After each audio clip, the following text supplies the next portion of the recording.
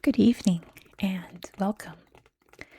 Tonight, we will be going over the history and geography of Chongqing in China.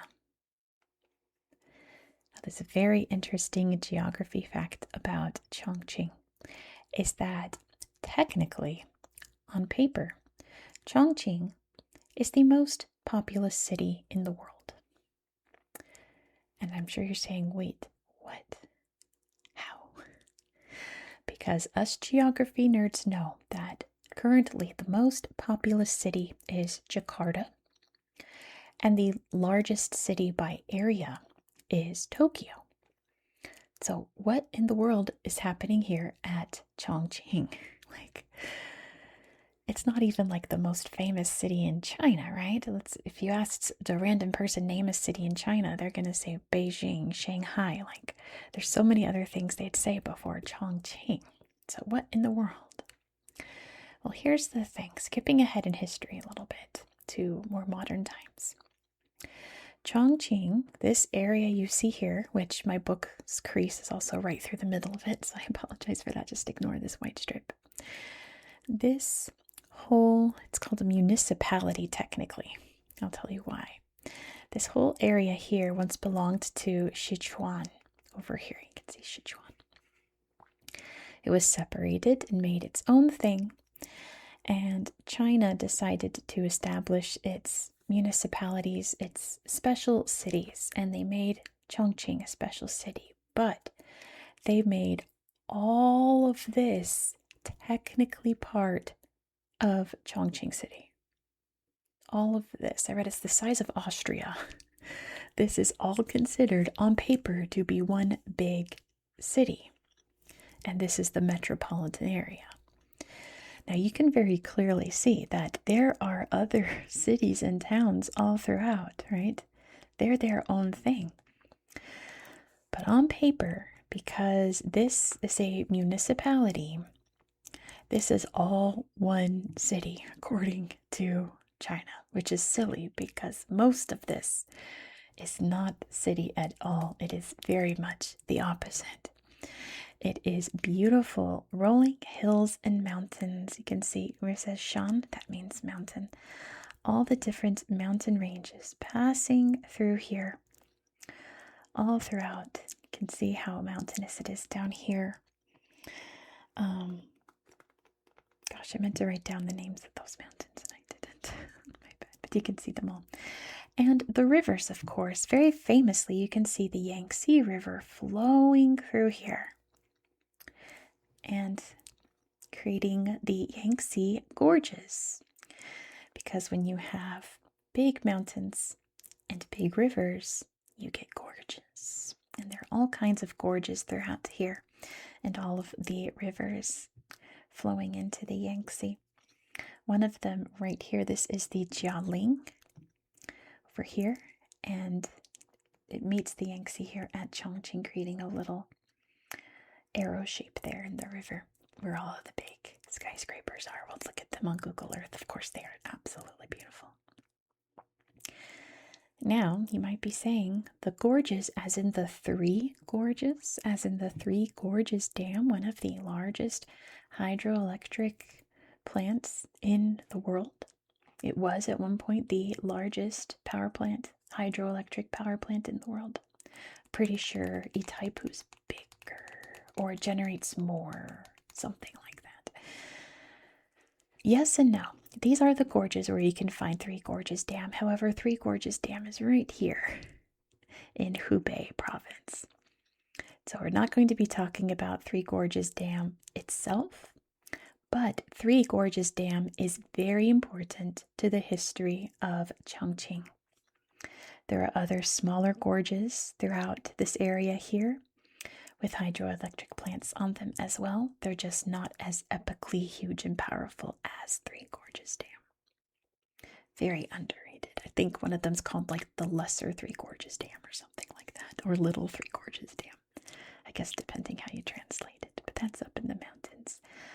Up here in the rivers there. Chongqing has a lot of reputations. It's very famous for its incredibly hot, humid summers. It's known for its amazing skyline. It's very it's called like the 8D city because they build buildings on top of older buildings. Like it's pretty neat. There's very famously a monorail. They have the world's longest monorail, by the way. The monorail at one point goes through an apartment building. It's very much a very futuristic city. But the nickname that I saw the most was Fog City. And that's because fog rolls in, just like in my old city of San Francisco. Fog rolls in and out and can get incredibly thick. And most of the year, the city gets very, very foggy. And that's actually going to be important in history later. So hold on to that little fact. I did write down the name. Ha ha ha. It's called the Sichuan Basin down here. Is what it's called, the Sichuan Basin, probably left over from when this was part of Sichuan. It no longer is. I knew I wrote down the name of this area here, the Sichuan Basin. All right, let's get into history. Now, history of this area was a bit confusing because I saw a lot of different names for things that happened around the same time, and I'm not sure if maybe one part of China refers to that power as this, and this part refers to it as that. I'm not sure, but I'm going to tell you what I found. The most important ancient kingdom that existed in this area would have been Ba State. And Ba State existed by the 11th century BCE. I also found one called the Wu Commandery. So I'm not sure if Wu Commandery was part of Ba State or if it's another name for Ba State. Regardless, those existed around the same time. And you'll find the names Ba and Wu all over. There's like rivers and things. There's a Wu River. There's the Wu River. There's the Ba Mountains. But I don't see those. I don't know where they are. They're around here. But you'll find those all over.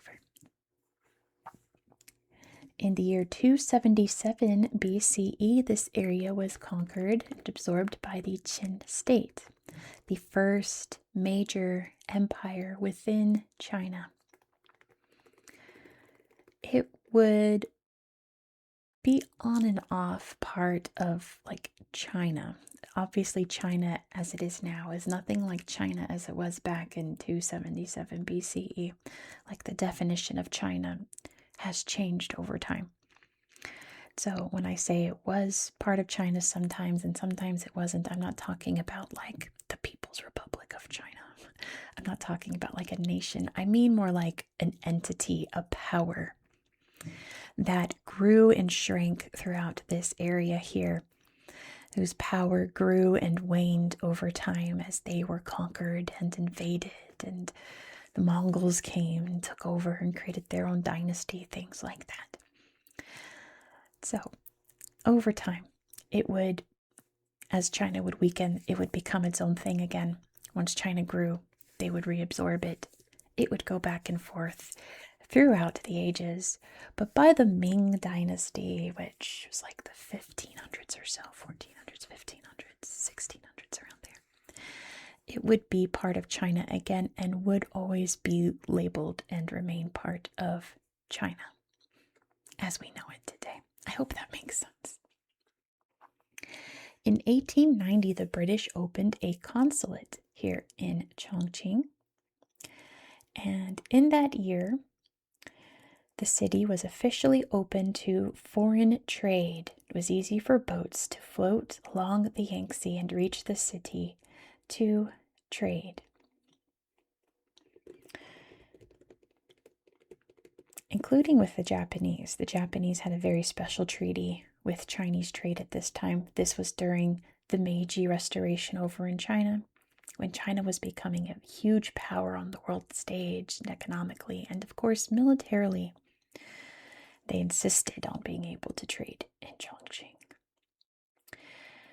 They insisted on a lot of things, and eventually their power would grow and grow and grow until they got the guts to invade China.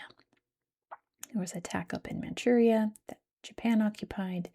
They came down and invaded. And that's a whole other story in itself that we will not get into because it's quite graphic and horrifying in some parts of that history. But let's say 1937, Japan invades China and starts to conquer it. The leader of China at the time was Chiang Kai-shek, and he was pushed out. At the time, the capital was Wuhan, and he and his government fled to Chongqing, and it would become the de facto capital of China from 1937 to 1946, essentially the wartime capital of China during World War II.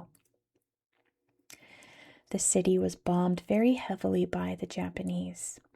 But remember that fog I mentioned? The fog actually deterred a lot of bombing, so it wasn't bombed nearly as much as other parts of China was. The city gained another nickname of Hero City because the people here, basically like they said in Britain, it was, I just blanked on what it was. Keep calm and carry on, right? And they certainly did that. They put on a brave face and kept going through their day-to-day activities. They built bomb shelters all throughout the mountains and caves around here. And just kept going despite being in the middle of this war. Also, many factories and industries relocated to Chongqing during World War II and would essentially remain after the war, turning Chongqing into a huge industrial area, which it still is today. That was really the beginning of Chongqing's growth economically and its transformation into the city it is today. But in 1949, Chiang Kai-shek was still running things from Chongqing, I believe. But anyway, Mao Zedong is now an issue here in China. He is taking over and turning China into a communist state. All he has to do is remove Chiang Kai-shek from power, and Chiang Kai-shek is hiding out here in Chongqing. This was the last stand of his government, the Kuomintang. And in 1949, they would flee from Chongqing as the communist Chinese soldiers rolled in and conquered this area for the People's Republic of China. And of course, very famously, the Kuomintang would flee to Taiwan to create the Republic of China, which is the root of all of those issues today, which again, we're not going to get into because that's just not part of our story tonight. We don't need to get into Taiwan and all of that tonight. Other videos I have, but not this one. Now, there were, of course, some economic hiccups throughout this era of China. Chongqing would grow in power economically and culturally as well. But there were its downsides. There was the Great Leap Forward. There was the what was it? The Cultural Revolution? Something like that. Where China tried to just redo how the economy was ran in the country, and it would always turn into a disaster. And they would just take it all back and just keep doing things as they had before. Until today, it's technically communist on paper, but it's definitely like a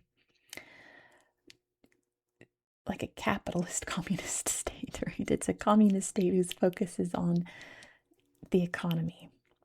I suppose you would call it that. I don't know. It's complicated. I'll stop rambling about that.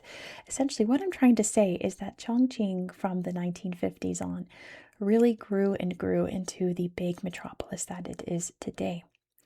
But the population of Chongqing and this area would grow much larger in the 1990s, and that is because of the Three Gorges Dam.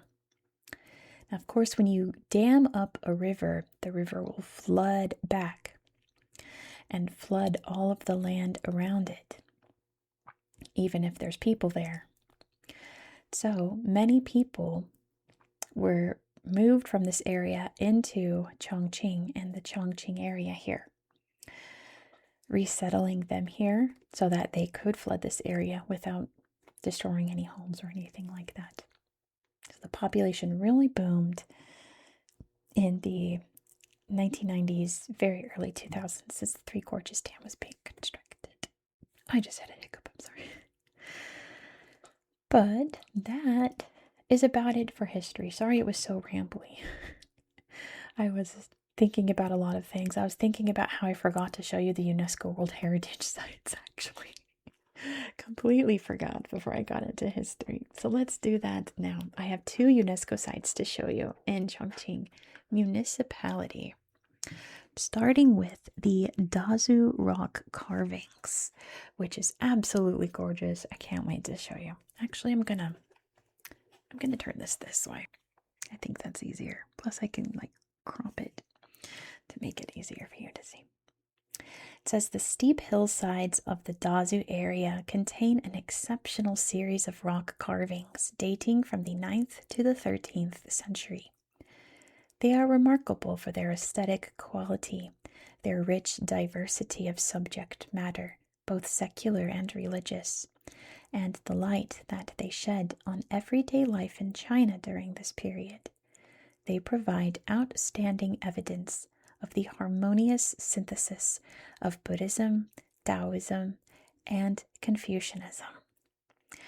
There's a bunch of different sites with these rock carvings in the Dazu area that we'll look at on Google Earth, but we can see some good ones here. You can see they look like statues, right? But they are rock carvings.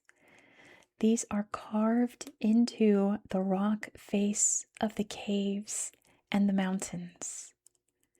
They really look like this thousand-handed one here. It really looks like an art piece that was installed, but no, this is carved out of the rocks in the mountainsides and the caves. How amazing is that? Of course, I love laying down Buddhas. Those are my favorite. My favorite Buddhas, I should say. But yeah, these are rock carvings carved right here. Amazing, amazing, amazing. And yeah, well, I'll show you some on Google Earth. Look at this. A thousand-handed Buddha, right? Oh, it's a Guanyin, sorry. Oops. Guanyin is a female Buddha. The other UNESCO site is a natural one about the South China Karst, and it's not just in Chongqing. As you can see, it's in many areas throughout this part of central China. South China Karst is one of the world's most spectacular examples of humid tropical to subtropical karst landscapes. It is a serial site spread over the provinces of Guizhou, Guangxi, Yunnan, and Chongqing, and covers 97,125 hectares. It contains the most significant types of karst landforms, including tower karst, pinnacle karst, and cone karst formations, along with other spectacular characteristics such as natural bridges, gorges, and large cave systems. The stone forests of Shilin are considered superlative natural phenomena and a world reference. The cone and tower karsts of Libo, also considered the world reference site for these types of karst, form a distinctive and beautiful landscape. Wulong karst has been inscribed for its giant dolines, or sinkholes, natural bridges, and caves. I feel like once you see it, you'll understand. It's these very pointy, weirdly shaped rocks and mountains. A singy in Madagascar it would be called. That creates all of these wonderful lumps and points and little caverns and canyons. There's a cool balancing rock there. There it is. Oh, I hope it never falls. And all of these beautiful cliff sides here. Very beautiful. Look at all of that. Yeah, karst is a very soft rock. It erodes very easily if there's a lot of moisture. So in a very humid place like central China, it withers into all of these wonderful spires and shapes. It's pretty neat. All right, those are the UNESCO sites in Chongqing. Now, why don't I hit the lights and I'll bring the tablet back and open up Google Earth. We have a lot to see here. I hope I remember everything I have to show you. We'll find out. Let's explore Chongqing municipality on Google Earth. Let's go. Here we are in Chongqing, the entire city of Chongqing. How satisfied are you with Google Earth? I guess halfway. What am I using? Oh my gosh. For professional work. I don't have any comments. You're welcome. Any other time would have been better. Anyway, let's zoom out so you can see exactly where we are in the world. Here is beautiful, big old China. China, I think, is one of those countries that everyone knows where it is. Even if you don't know geography, you can find China on a map. You can find Russia on a map. You can find India. They're very easy to spot. But we are here in central China. See how green it is here? All of that runoff from the very powerful rivers flowing through here, including the Yangtze, probably this and the Yellow River, most powerful rivers in China easily. I guess we should just start in the city and work our way out. Oh, wait, I need to show you. Do you see all of these? Do you see these? Let me show you. Look how remarkable this is from above. Let me turn off the everything real quick so you can see. Look at these. So I'm like, are these the gorges? Are these like the rivers? And no, these are the mountains. If I put it in 3D, these are big rolling hills with rivers and stuff between them. Look at how gorgeous. Look at these big stripes in the earth. You know, I love to see things like that. Like it's like God just went in the earth. Just like dragged nails down like that. Aren't those incredible shapes? All because of this very wet, moist, rocky landscape, creating all of these amazing little marks in the earth. Isn't that beautiful? All right, let's put everything back on because we have a lot to see. Chongqing's a big city. Well, obviously it's a big city, but the actual city is pretty big. Here's where the two rivers meet, like I told you about, creating this little triangle here where the main hub, the big heart of the city is. Now, Google Earth can't handle this city. I'm telling you that now. Like I said, the city is very layered. There are things underneath these buildings, and Google Earth can't figure it out and put all of the top roads up here. Like, do you see, like, this is supposed to be right here? It's very confused. And look at these poor buildings here. It's not in 3D either. And Google Earth just can't quite see them. Look how wobbly. Google Earth can't quite figure out how to make this city work without it being just very confused. But it's pretty great. If you're a geography nerd like me and be like, this looks like the Marina Bay Sands in Singapore. Well, this is the Raffles Center. And if you know anything about Singapore, everything is named Raffles. So, of course, these were built by Singaporeans, this big complex. See, look, it can't handle it. It can't do the city in 3D. There's too much. Look how weirdly wavy. It can't handle all of the weird shapes and hills and oddly shaped buildings everywhere. It just cannot do it. It certainly cannot. So to look at the Raffles Center, we need to find it out here. Raffles City, Chongqing. And we can see here, it's got a big viewpoint, just like Marina Bay Sands, big towers. I'm pretty sure, oh, and they do drone shows all the time here as well. I guess when it's clear out, you can kind of see the fog up there. big shopping area. It's a big everything area from what I understand. Big and beautiful. Because we can look at the main square, which we get some great photos of the beautiful skyline, which I put in the intro because it's such a beautiful city skyline. I call it red today. Maybe red for China. But yeah, pretty remarkable, isn't it? You can see the big bridge. There's a lot of bridges over the rivers here. We'll look at this in a minute. There's a lot to see here. So much. There's a lot of little famous sites around here. One of them being, oh gosh, I wonder if I can, I wonder how I'm going to find it. One of them is, I wonder where it's tagged. Here we go.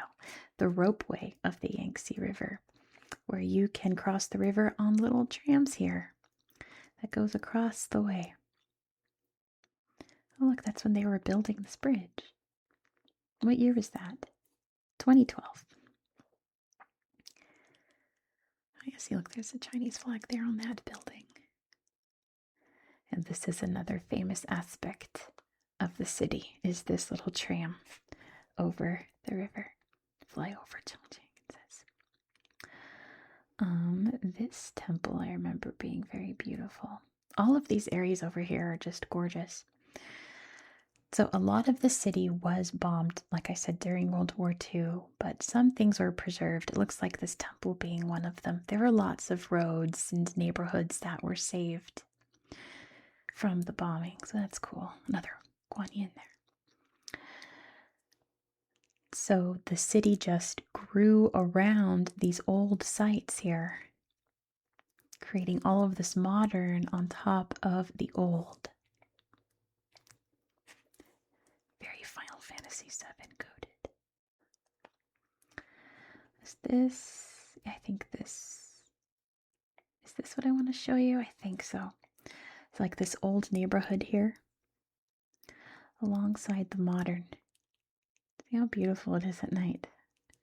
These older buildings against all of this modernity. Look at this. It reminds me of Howl's Moving Castle. Sorry with all the nerd references tonight. It reminds me of Howl's Moving Castle. See, look at, isn't that Howl's Moving Castle? Yeah, see, look, this looks like a cave here, and there's just layers and layers of city to explore. It's so remarkable.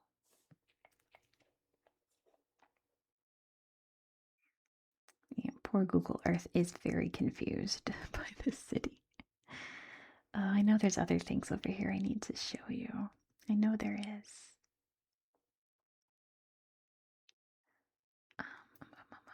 Let's see.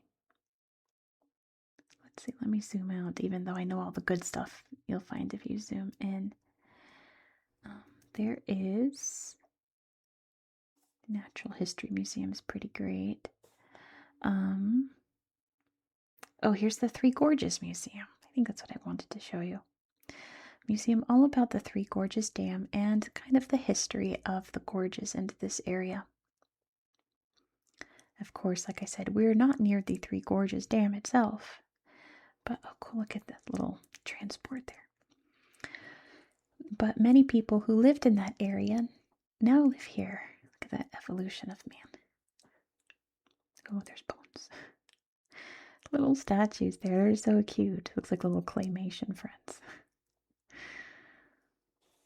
Pretty amazing museum there. We have, oh, you can see all the different trails there, but I remember that those slideshows aren't the best. Although you're very welcome to explore them. There is, ooh, the relic. Yeah, the city wall. So a lot of the old walls from when the city was first built are still preserved, and there's some gates as well that are still around. Look, they put like an archer up there so you could see what it was like when the city was being defended by invaders. From invaders. There's All kinds of neat stuff around here. You know I always encourage you to explore these areas, and I mean it this time. You gotta check out this city. You gotta. There's a very famous art gallery here. Very distinctive building. There's a lot of just like really cool shaped buildings in this city. It's so great. But yeah, you can see all the areas around. I can't figure out this area either. It's just all slid over because it's just very confused. Lots of neat viewing platforms too, but I think you guys got a gist of the skyline here. It's amazing. And look how much the city sprawls out into suburbia. What's this museum? Oh, we'll not be able to see that gallery, unfortunately. If we look up here, we can find Dazu, the Dazu area. Eventually. It's Dazhou, is that it? I know I have it tagged in my recent searches. I know it's up here anyway. Let me find it for you. You can see some spoilers there of where we're going next this week. Oh, I was way off. There's some rock carvings here, and there's my favorite Buddha. I love reclined Buddhas. And these beautiful rock carvings. Look at that, all gold-plated. So amazing. There's the UNESCO plaque. The cute little neighborhood there along the river. How sweet is that? Little museum there for the rock art. All the characters carved into this cliff face. Isn't that amazing? Absolutely stunning. Just incredible, incredible art. Now, I was just going around here and I found like 3 others. Scenic spots ticketing. I think that's just more of what we saw, but look at that one. Holy moly. Looks like a Mayan calendar or something. I wonder what that's for. Look at this. It's a whole little village here in the rock. So amazing. Whoa. It's wild. There's so much going on in these caves. Look at, and they've got like whole stories there on the side of these rock walls. Absolutely gorgeous. I love these sites. So I'm thinking, like, because that's the one we just saw. Will I be able to find the other sites that I found when I was poking around this area? I don't know, because sometimes I find great stuff, and then when I'm recording, they just vanish. And sometimes when I'm looking around, I can't find a lot, and then when I'm recording, I find all kinds of stuff. Let's see this. Nope. So I wonder what will happen here. Will I find any of the other caves? Probably not, knowing me. I'm too impatient while I'm filming. There's so many other things I want to show you around here. We gotta go look at the gorges, for example. The gorges. But yeah, I think you got the gist of it. I wonder if you watching this can find any. Here's one. Ha ha ha. See, I did find one. Oh, that's the one we saw already. That was at that ticketing site. Yeah. This must be the actual site where those pictures are taken. Gosh, the details in that too. I guess you'd have to find like the perfect spot to make the sculptures that you want. Or maybe they just saw the rock and was like, this would be perfect as a warrior statue or something. But the fact that it tells like a perfect story. Well, not so much a story, but it's just so detailed. You know what I'm trying to say. But yeah, there's like, I found 3. I'm sure there's more, but there's many other rock carving sites around here. What else did I find in this area? I mean, there's more to show you up in the north. I guess we'll just head north. Follow these beautiful tracks. Following the river here. Can you see it? The Yangtze River. we don't want to go too far. See, there's Yicheng. That's where the Three Gorges Dam is. Let's stay. Oh, see, I went way too far. Way too far. Way too far. I want to be up here. That's where I want to be next. To show you some of this beautiful nature. And of course, none of it is popping up. Why would you do this to me, Google Earth? You can see these big, cool mountains. There we go. The Lesser Three Gorges, it's called. Let's see. The Lesser Three Gorges. Still cool, but not nearly as cool as the actual thing. Looks like lots of cool hiking spots, and you can travel the water. They've got big bridges going across, and lots of viewpoints all around this area. So you could see that amazing karst landscape like we read about. All the rivers converging here. Three gorges, the Lesser Three Gorges. Not nearly as impressive. There's a beautiful gorge here. All that beautiful karst rock. Look at that.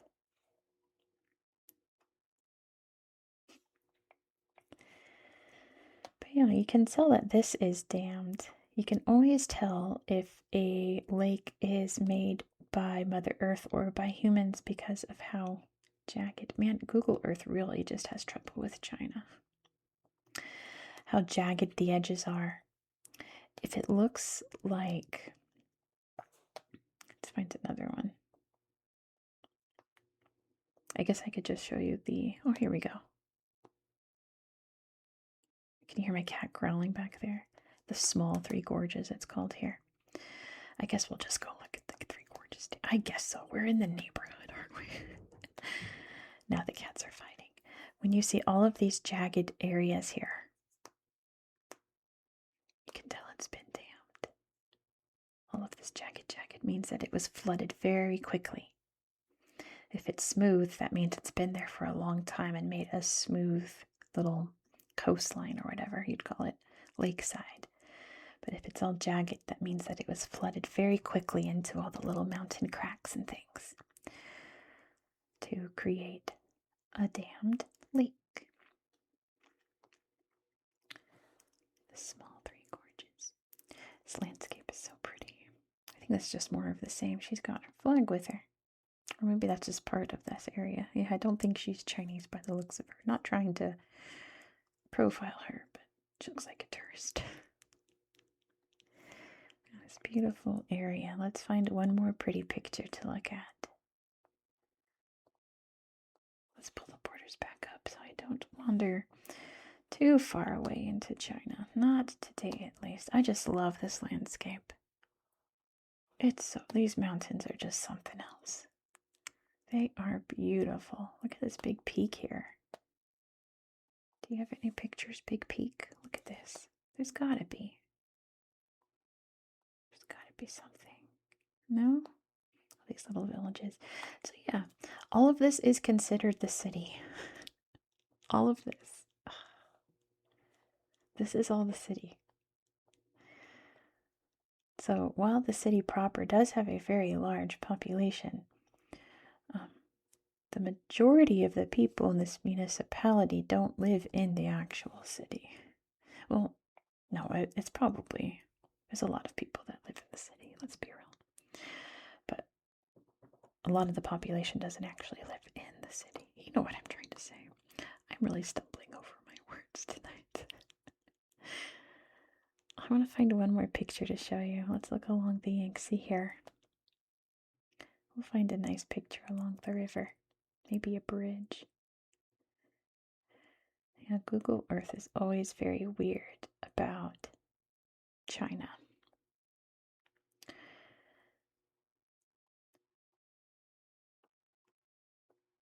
There's a big old airport. It's a nice little city.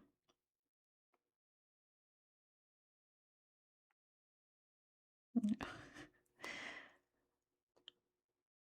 doesn't tell me. What's that? The natural scenic area. Here we go. Wow. This works. Look at that. Thank you so much for watching. If you enjoyed this style of content, please consider subscribing. For the rest of this week, we're going to be doing Google Earth only videos. We are going to places that don't have a ton of history to talk about. Some of them, two of them, I really didn't find any history about those specific areas. But they do have some great slideshows on Google Earth for us to poke around and look at. So we're going to be doing that for the rest of the week. I hope you don't mind. If you enjoyed this video, please give it a thumbs up. Let me know all your thoughts down below. And don't forget to hype if you have hype points and you're able to do that. Don't forget to hype the video. But more than anything, drop a comment down below because I love reading your comments. It's so fun. I hope that you found this video to be relaxing and educational. What do you think this is? Oh, it's nothing. And I hope that you have a good night. Good night. Good night. Good night. Good night. Good night. So easy to find this place. You just look for these beautiful little scars.